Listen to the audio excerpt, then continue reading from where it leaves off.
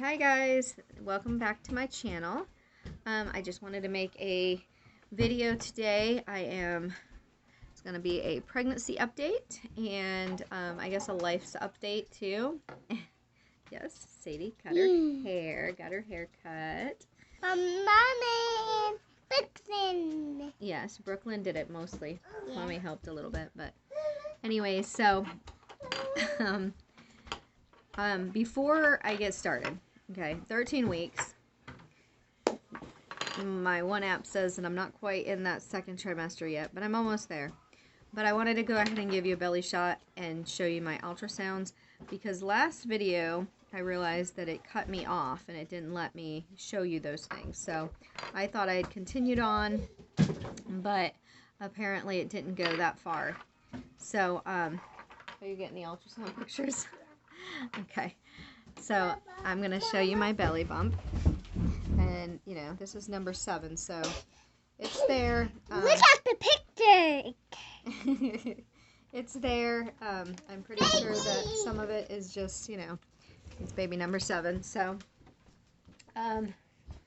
now, this one, okay, I have 2 different things here. Because I'm 41 years old, they've done a little bit extra, I think.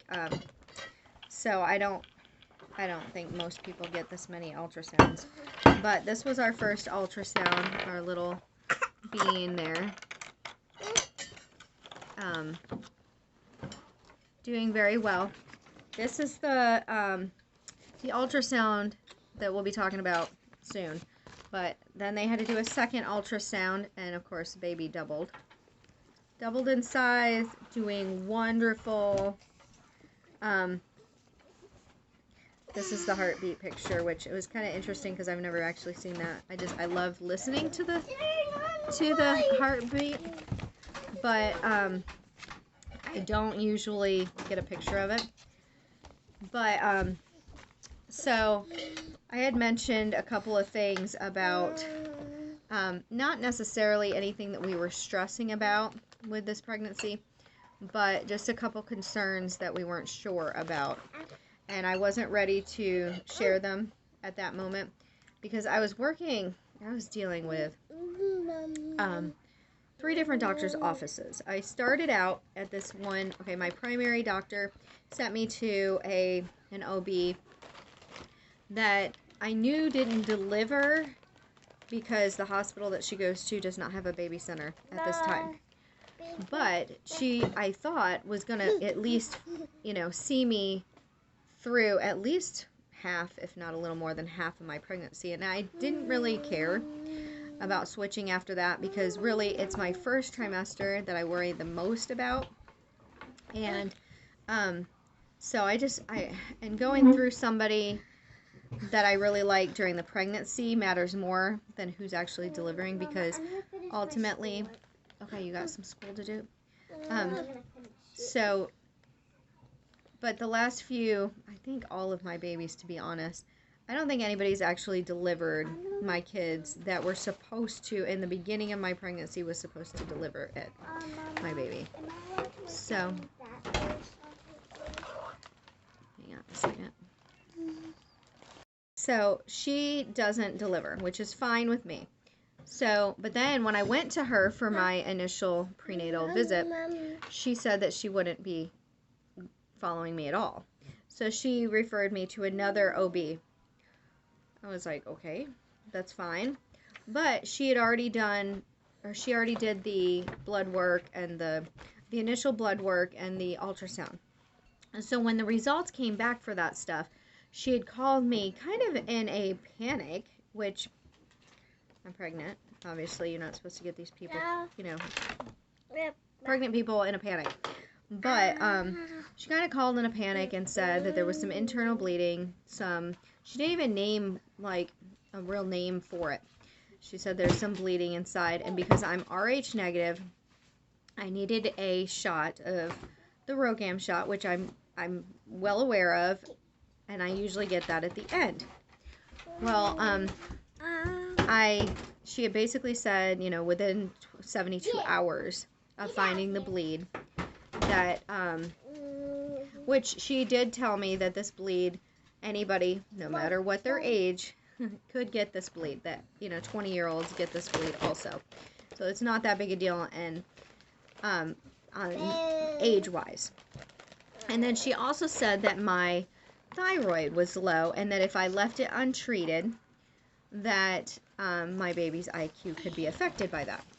So, of course, with the so she said to follow up with my OB, my now OB. So I did, and they were just like, everything seems fine. It's not that big a deal. There's nothing here that should cause any issues. They didn't find the urgency in any of it. What time is it?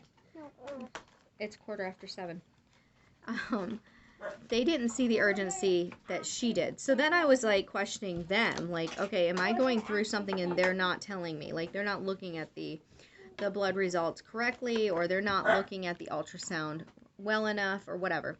So I'm starting to panic, and I'm asking them to look again, and I'm trying to get a hold of my primary care physician, because one or the other of them said to talk to him about my thyroid being low.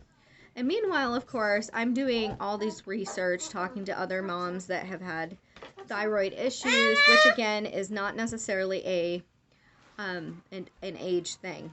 And I always wonder about that, because I have many critics that worry about my age. I also know lots of people that have been pregnant at this age and have had fine pregnancies and fine deliveries. But to make a long, miserable time shorter, basically what it came down to it, my primary care physician said, yes, your thyroid is low, but you're in first trimester. It's always low. You're breastfeeding your son. It's going to be lower. You're fine. It's not an extreme case. We can see that it's basically a pregnancy lowness, not okay, you're going to have an issue. You need to get on medication right now.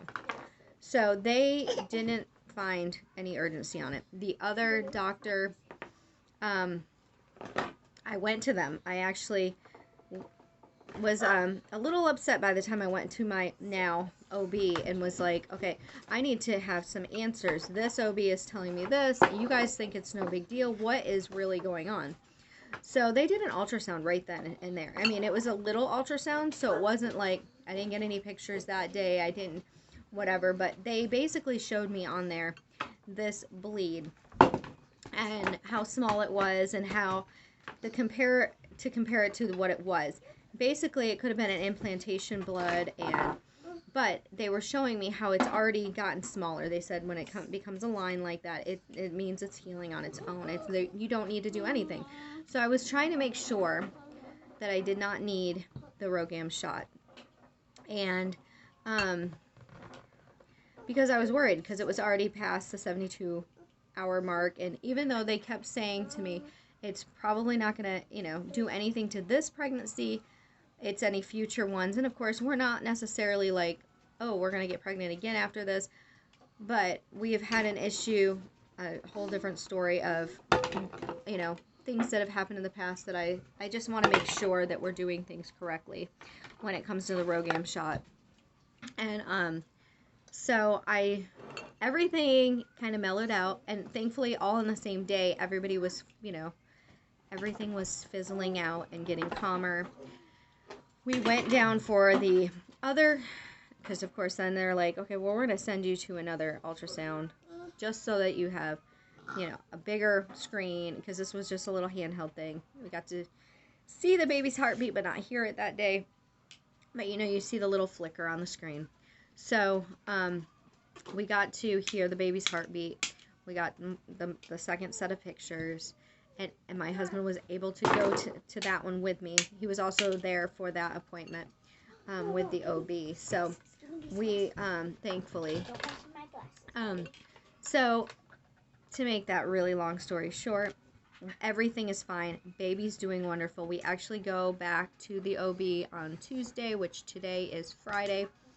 Tuesday we'll go down there and, of course, hear the heartbeat and talk about different things. Probably talk more about second trimester stuff. one thing that they had talked to me at one of the other appointments was the NIPT procedure or test. We're opting out of that. That is an NIPT test. We're not going to do that. We don't do any of those chromosome testing things at the beginning. We just choose not to, and we're fine with that. There's nothing that they could tell us that would change anything anyways, so we're not going to do any of that. Other than that, I do feel like I have a little bit, like I'm already kind of into my second trimester, pre-second trimester symptoms, meaning I was extremely, I could feel myself so tired before, and I was, yes, little Mr. Climber here is not supposed to be climbing on the table, but so he want some of Mommy's rice? What was I saying? So I am getting some energy back. I'm still, when I do stuff, I take breaks and I'm tired. I'm still tired, but I'm not as tired, I guess. Little man still co-sleeps with us and still nurses. And we're working on possibly doing a toddler bed next to our bed, so that maybe I can like lay with him and then leave him rather than trying to move him out of our bed when he falls asleep. So that, yeah, that sound good? Yeah. I think it'll be easier that way. That's what I did with my daughter, my last child. I was able to lay down with her and nurse her. And yes, you, Sadie. And nurse her, and then when she fell asleep, get up and leave. And she was great all night. So, shut your mouth, buddy. So other than that, being tired, I think, libido's coming back, energy's coming back, nerves are going down a little bit. I'm still, because obviously I'm still too early to, I have no idea what I was just talking about. Talking about your nerves. My nerves? Okay, I was talking about my nerves. Thank you, my little 4-year-old over there. Yes, I was talking about my nerves, wasn't I? And because I don't feel the baby kicking yet, so until I do,